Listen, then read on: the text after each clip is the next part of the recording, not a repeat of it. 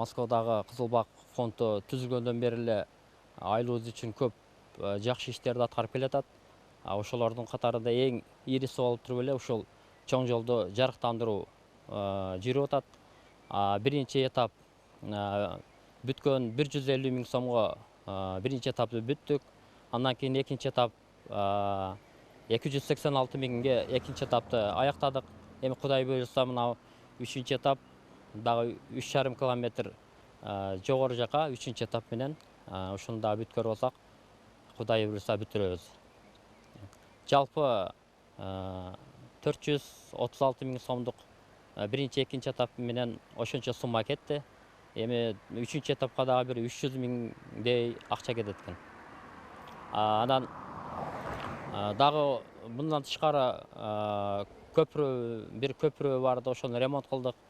Ага бир 58 миңдей акча кетти. Андан тышкары дагы бир трансформаторго 20 миң сом жардам бердик.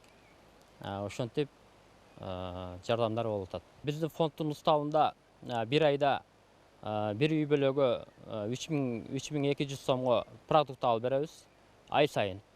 Андан тышкары кече жакында эле бир 6 үй бүлөгө 3200 сомдон үчөөнө 3200 сомдон акча бердик. Чөп оргуч аппарат алып бердик бир үй бүлөгө, дагы бир үй бүлөгө сүт тарткыч аппарат алып бердик. Духовка алып бердик. Ошентип дагы жардамдар болуп атат. Билим берүү тармагына Молдонияз мектебине ошол кире беришинде бир класс эме кылып бердик. Класс кылып бердик. Бир ачык жери бар эди, ошол класс кылып бердик.